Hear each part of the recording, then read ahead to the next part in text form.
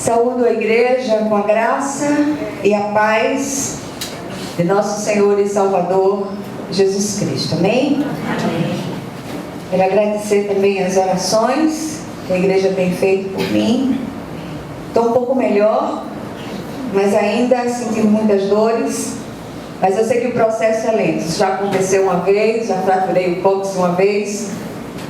E eu sei que o processo é lento, mas eu sei que Deus vai sarar completamente. Amém? Amém. Meus amados, vamos abrir nossa Bíblia hoje na Epístola de Paulo aos Romanos, no capítulo 12. E nós vamos ler inicialmente 2 versículos. Versículos 1 e 2.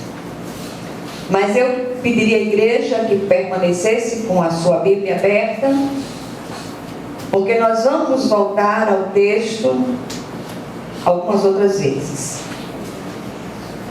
Convidar a igreja hoje a gente estudar um pouquinho a palavra de Deus. Todos acharam? Amém. Amém. Então diz assim a palavra do Senhor. Romanos, capítulo 12, versículos 1 e 2. Diz assim: rogo-vos, pois, irmãos, pelas misericórdias de Deus, que apresenteis o vosso corpo por sacrifício vivo, santo e agradável a Deus, que é o vosso culto racional. E não vos conformeis com este século, mas transformai-vos pela renovação da vossa mente, para que experimenteis qual seja a boa, agradável e perfeita vontade de Deus. Amém? Amém. Deixa a sua Bíblia aberta e vamos orar mais uma vez. Querido Deus e Pai Celestial, nós te louvamos, bendizemos o teu santo nome, porque o Senhor é um Deus que cuida, o Senhor é um Deus que ouve orações. O Senhor é o restaurador das nossas almas, como nós acabamos de cantar. O Senhor é aquele que vai adiante de nós como um poderoso guerreiro, lutando as nossas lutas. O Senhor é aquele que regenerou o nosso corpo morto nos seus delitos e pecados, nosso espírito morto, perdão, nos seus delitos e pecados, e que tem dia a dia transformado os nossos corações num terreno fértil, para que nós possamos andar segundo a tua vontade em novidade de vida. Que o Senhor possa falar ao nosso coração, como já foi pedido nas 2 orações feitas anteriormente. Que o Senhor possa abrir olhos espirituais, abrir ouvidos espirituais. Que hoje aqueles que têm ouvidos possam ouvir aquilo que o Espírito fala à igreja, e nós já repreendemos tudo aquilo que se levantar para roubar essa palavra, em nome de Jesus. Amém? Amém. Meus amados, esse texto que nós lemos, ele é o início do capítulo 12 dessa epístola, e lendo todo o capítulo, nós entendemos aquilo que o apóstolo Paulo deseja ministrar à igreja. E tem me chamado a atenção a falta de vitória na vida de muitos servos de Deus. E eu tenho pensado, meu Deus, por quê? O que é que tem acontecido? O que é que está faltando?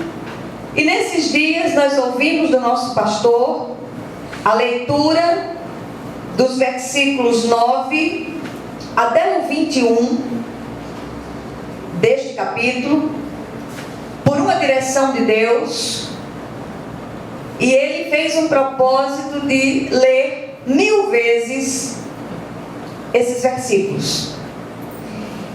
E eu convidei a igreja, eu estimulei a igreja nos cultos da semana, que nós juntos com o nosso pastor pudéssemos estar lendo junto com ele e nos propondo a fazer aquilo que esses versículos ordenam. E eu estava estudando a palavra, pedindo ao Senhor uma direção para o culto de hoje, e veio os dois versículos lidos no início. O contexto desses versículos, eles nos leva a compreender que o Senhor tem uma maneira segura de nos fazer conhecer a sua vontade para nós, mas para isto algumas ordenanças precisam ser observadas. A gente está acostumado a ouvir, sobretudo, aquilo que tem sido apregoado lá fora, sobretudo no que diz respeito à teologia da prosperidade, que bênçãos de Deus são adquiridas numa troca. E a gente aprende na Santa Palavra de Deus que as bênçãos de Deus são recebidas, o homem regenerado pelo Espírito de Deus, ele recebe aquelas bênçãos que estão ordenadas para ele mediante um andar em novidade de vida. E uma das características que nós percebemos absolutamente visível naqueles que foram regenerados pelo Espírito de Deus é um desejo, uma vontade de agradar o Senhor. Uma vontade de fazer aquilo que o Senhor se agrada, que o Senhor se alegra. Então você quer ver um homem verdadeiramente regenerado? É aquele que se constrange quando peca, se constrange quando entristece o coração de Deus e sente uma vontade enorme de consertar as coisas. É alguém que tem um coração quebrantável diante de Deus e que deseja ardentemente fazer a vontade do Pai. Então nós percebemos que a salvação em Jesus, ela é uma obra completa e o Senhor deseja que nós desfrutemos dessa obra completa como um todo. A morte vicária de Jesus, que é a morte substitutiva na cruz do Calvário, não significa apenas uma apólice de seguro contra o fogo do inferno. É muito mais do que isso. Então, como meio de transformar o homem regenerado, o Senhor nos deu o Espírito Santo de Deus, o Senhor nos deu a sua santa palavra, e essa palavra nos lava dia a dia, na medida que nós andamos com o Senhor, olhamos para essa palavra com desejo sincero no coração de fazer a vontade de Deus. Só o homem regenerado, ele sente esse desejo, ele sente essa santa compulsão de fazer a vontade do Senhor descrita na sua santa palavra. Ler a palavra, meditar nela, fazendo que ela ocupe o nosso pensamento, nos fará praticá-la. Os nossos atos são sempre resultado daquilo que nós temos no nosso coração. O pastor gosta muito de citar esse versículo. Ele diz: a boca fala daquilo que está cheio o coração. Então é um momento de nós pararmos. O que é que tem ocupado a nossa mente, o que é que tem enchido nosso coração, de modo que nós possamos falar àqueles que estão à nossa volta de forma construtiva, de forma edificante e de maneira que nós venhamos a glorificar o nome do Senhor no nosso falar, no nosso sentir, no nosso agir. Jesus planejou para nós uma vida plena, abundante, mas será que nós temos experimentado essa plenitude? O que tem faltado? Vamos à igreja, lemos superficialmente a palavra. Assim, quando eu digo superficialmente, eu não estou dizendo que você não lê a palavra, mas muitas vezes nós fazemos marcações em determinados versículos que nós achamos interessantes, sem a preocupação de inserir aquele versículo no seu devido contexto para saber o que é que o Senhor deseja falar. E o Senhor invariavelmente quer falar muito mais do que aquilo que está contido em apenas um versículo. Nós vamos à igreja, nós cantamos cânticos espirituais, nós nos emocionamos, nós dizimamos e nós fazemos algumas coisas como disciplinas espirituais com o objetivo de barganhar com Deus.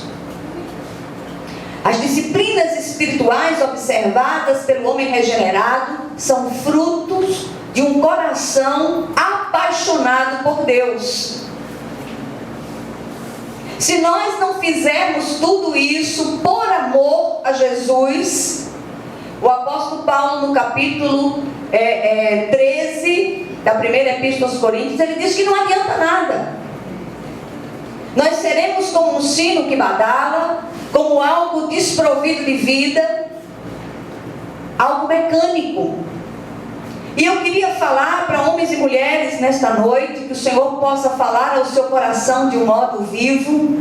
E nós temos uma tarefa, sobretudo as mulheres do nosso estudo bíblico da terça-feira, que você possa mentorear-se a si mesma. E eu queria estender essa tarefa aos irmãos da igreja, que você possa mentorear-se a si mesmo. Nós mentoreamos os outros, nós olhamos aquilo que os outros fazem de errado, mas nós deixamos de olhar para nós. E o Senhor nos ensina na sua santa palavra: cada um de nós examine-se a si mesmo. Se nós nos preocupássemos com esse examinar-se a si mesmo, a nós mesmos, as coisas seriam tão diferentes. E às vezes o coração fica pesado e entristece por conta de tantas coisas, tantas discrepâncias no meio do povo de Deus. É fato que estamos distantes de experimentar a plenitude que Jesus prometeu. De quem é a culpa? Nossa, é claro. O maior problema para a maioria esmagadora dos crentes é que a palavra de Deus não é uma realidade em suas vidas. A palavra de Deus não tem sido regra de fé e prática para muitos cristãos dos nossos dias. Nós queremos a palavra como uma moeda de troca. Nós vamos à igreja como uma moeda de troca. E hoje eu queria que o Senhor falasse ao seu coração, naquilo que eu sei que eu sou extremamente deficiente, na forma de comunicar, que o Senhor possa fazer essa trajetória até os seus ouvidos e fazer com que essa palavra, ela entre nos seus ouvidos, ela desça para o seu coração e ela seja geradora de vida, ela seja geradora de transformações profundas e, sobretudo, de restauração. Como nós cantamos, o Senhor é o restaurador das nossas almas. Mas só quando nós nos deixamos restaurar pelo Espírito de Deus é que nós experimentamos as grandes vitórias que Deus tem para nós. O maior problema para a maioria dos crentes é exatamente esse. Eu queria focar nisso hoje. Aqui o apóstolo Paulo, ele propõe que nos entreguemos ao Senhor num sacrifício vivo. Será que nós estamos dispostos? E eu queria insistir nisso. Eu queria que este dia de hoje, este culto de domingo, não fosse apenas mais um culto de domingo, onde nós nos reunimos aqui com toda a liberdade, como foi falado na oração do diácono Tom, mas que fosse um dia especial. Fosse um dia especial onde nós nos deixássemos ministrar pelo Espírito de Deus. Não é fácil subir neste lugar semana após semana e ver muitas pessoas entrarem e ir embora e não se permitirem ministrar por Deus. Amém? O apóstolo Paulo, nesse contexto, ele apresenta 3 ordenanças para corrigir essa deficiência em nossa vida espiritual. Deus quer que você seja vitorioso. Deus quer que as coisas mudem para você. Deus quer que o cenário da sua casa mude. Deus quer que o cenário da sua vida espiritual mude. Deus deseja que o cenário da sua vida profissional mude, em nome de Jesus. Mas algumas coisas passam pela sua vontade. A primeira ordenança que nós encontramos aqui está no versículo 1. Apresenteis o vosso corpo por sacrifício vivo. O que será que o apóstolo queria dizer com essas palavras? Ele diz aqui que é um culto que precisa ser oferecido de forma racional. Ele está dizendo: saia do emocional, saia do emocionalismo. Muitas vezes nós vamos a um culto e dizemos: olha, o culto foi uma bênção, eu fiquei todo arrepiado. Você ficou arrepiado e não mudou de vida. Então o Senhor desejo no coração de Deus é que esse crer, ele vá além das emoções. A celebração desse culto passa por nossa vontade. Eu preciso querer oferecer a Deus este culto. Precisamos levar ao altar do sacrifício os membros do nosso corpo que têm nos feito pecar. Quem é que faz isso? O homem regenerado, a mulher regenerada por Deus. Porque você não deseja que as coisas continuem do mesmo jeito. Você diz assim: Senhor, eu fui alcançado pelo Teu Espírito, eu fui tocado pelo Espírito Santo de Deus, sua vida nunca mais vai ser a mesma. Jesus, em Mateus, capítulo 18, versículo 8, ele diz o seguinte, vou ler para você, deixa aberto em Romanos, que eu vou ler os outros textos para você. Ele diz: portanto, se a tua mão ou teu pé te faz tropeçar, corta-o, lança-o fora de ti. Melhor é entrares na vida manco ou aleijado, do que tendo 2 mãos ou 2 pés, seres lançado no fogo eterno. O que é que o Senhor está querendo dizer com isso? Ele não está aqui ensinando atos de automutilação, mas atos de sacrifício no que tange as inclinações de nossa carne. Ele está dizendo: tome a sua carne. O espírito do homem, ele é recriado pelo Espírito de Deus. Aquele espírito que estava morto nos delitos e pecados, esse espírito é vivificado pelo Espírito de Deus. A nossa mente, as nossas emoções, elas são renovadas, transformadas pela palavra de Deus no que tange ao padrão de pensamentos. Mas a carne não se converte. A carne só se converterá no dia da ressurreição. Essa carne precisa ser domada. Em outras palavras, o Senhor está dizendo aqui: mate a carne de fome no tocante aos seus apetites pecaminosos. Note que ele começa o versículo 1 com uma ordem enfática. Ele diz o seguinte: rogo-vos, pois, irmãos, pelas misericórdias de Deus, que apresenteis os vossos corpos como sacrifício vivo, santo e agradável a Deus, que é o vosso culto racional. É você pegar a carne, botar um cabresto na carne, trazê-la para o altar do sacrifício e dizer: Senhor, eu te entrego essa área da minha vida sacrificialmente. Amém? Amém. Vamos continuar. Há mudanças que precisam acontecer de forma efetiva em nossa vida. O nosso corpo não pode servir a Deus e ao maligno. Ainda em Romanos, capítulo 6, versículo 13, Paulo diz o seguinte: nem ofereçais cada um os membros do seu corpo ao pecado como instrumentos de iniquidade, mas oferecei-vos a Deus como ressurretos dentre os mortos, e os vossos membros a Deus como instrumentos de justiça. Olha que coisa tremenda. Cada um de vocês, cada um de nós, sabe exatamente as áreas de vulnerabilidade, as áreas que precisam ser domadas. Amém? Amém. Paulo está falando aqui de uma consagração do corpo em todas as suas áreas. E é essa consagração Paulo chama de culto racional, ou seja, algo que passa pela nossa vontade, pela nossa razão, pelo nosso querer. Não tem desculpa.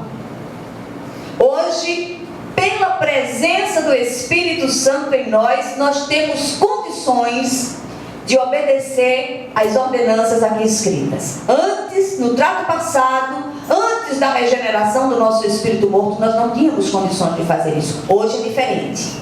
Hoje o Senhor nos capacitou para andar em novidade de vida. Segunda ordenança nós encontramos na parte A do versículo 2. Não vos conformeis com o presente século. Mais uma linguagem específica do apóstolo Paulo, e nessa linguagem, presente século significa o sistema mundano contrário à vontade de Deus e regido por Satanás. Trata-se aqui em não ser conivente com as práticas mundanas. O grande desafio do cristão é andar na contramão do mundo. Você vai ser criticado, você vai ser achincalhado, mas melhor é fazer a vontade de Deus do que a dos homens. Jesus e Paulo não precisaram conformar-se com os costumes ao seu redor para ganhar muitos para Jesus. Quando Jesus se aproximava dos pecadores, ele não se deixava influenciar por eles, muito pelo contrário, ele os influenciava positivamente. E olhe que Jesus sentava-se com os pecadores da época, e as palavras mais duras de Jesus foram dirigidas exatamente aos religiosos da época, aqueles que se achavam grande coisa, aqueles que se achavam a palmatória do mundo, aqueles que prestaram tanta atenção à letra da lei que não entenderam quando o Messias chegou, que era o próprio Jesus. E para esses, Jesus trouxe palavras duras como sepulcros caiados, hipócritas. Mas para aqueles pecadores quebrantáveis, aqueles pecadores que se curvavam diante do Senhor, que estava ali na presença deles, aqueles pecadores que reconheciam os seus pecados, se reconheciam miseráveis, pobres e nus, carentes, necessitados da presença de um Redentor, a esses Jesus trouxe palavras de graça e de misericórdia. E Jesus é o nosso modelo, que possamos ser imitadores de Deus como filhos amados. Precisamos exercitar um não conformismo com as práticas e costumes ao nosso redor, porque não somos do mundo, embora ainda estejamos nele. Esse não conformismo referido por Paulo é caracterizado por um desapego, por uma rejeição àquilo que o padrão do mundo considera como algo normal. E a terceira ordenança está na parte B do versículo 2. Paulo diz: transformai-vos pela renovação da vossa mente. Primeiro, ele nos manda apresentar o nosso corpo como sacrifício vivo. Segundo, ele diz para não nos conformar com o presente século. E ele fecha dizendo: transformai-vos pela renovação da vossa mente. Renovar a mente aqui é passar diariamente por uma lavagem restauradora do Espírito Santo de Deus, através da palavra de Deus. Ler essa palavra irresponsavelmente, como se fosse o jornal do dia, não vai mudar a sua vida. Mas quando nós lemos essa palavra com o firme propósito de fazer a diferença, e dizer: Deus, me ajuda a ser uma bênção dentro da minha casa, uma bênção no meu trabalho, uma bênção na minha vizinhança, uma bênção no meio da minha parentela, me ajuda a ser bênção, Senhor, que eu seja uma bênção. O Senhor olha para Abraão e disse: ser tu uma bênção. Mas nós estamos tão preocupados em pedir bênção, pedir bênção, pedir bênção. Lotamos os nossos cultos de oração muitas vezes. Eu nunca vi ninguém num culto de oração dizer: Senhor, eu vim pedir nesse culto de oração que eu faça a diferença onde quer que eu esteja. Então que nós hoje possamos clamar ao Senhor dizendo: Deus, eu quero fazer a diferença onde quer que eu esteja. Paulo ordena aqui uma substituição do padrão dos pensamentos. O que tem ocupado os nossos pensamentos? O que deveria ocupar esses pensamentos? O que temos alimentado?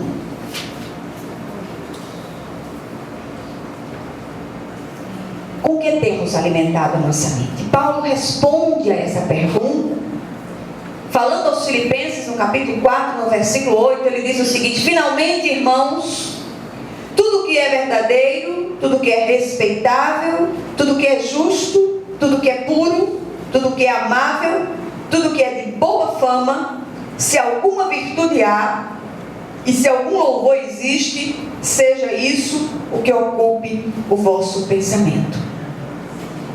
Essa transformação, também chamada de santificação progressiva, é gradativa, demanda treinamento, disciplina e obediência à palavra de Deus. Mas precisamos começar já, sob o comando do Espírito Santo de Deus. Na hora que o homem regenerado diz: Senhor, quebranta meu coração.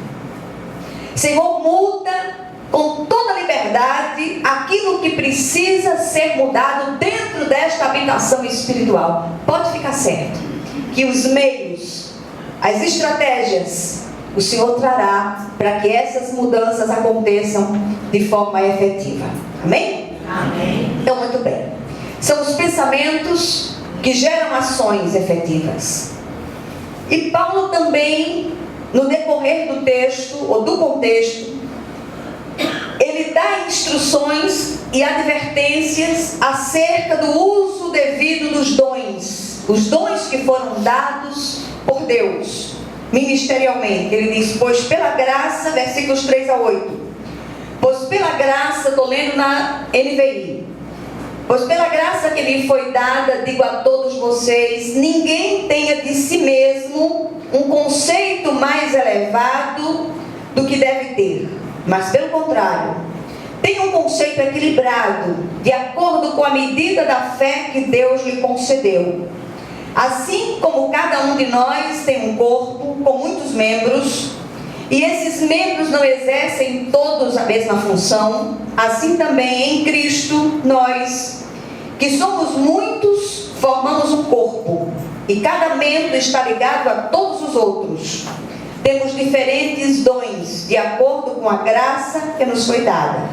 Se alguém tem o dom de profetizar, use-o na proporção de sua fé. Se o seu dom é servir, sirva.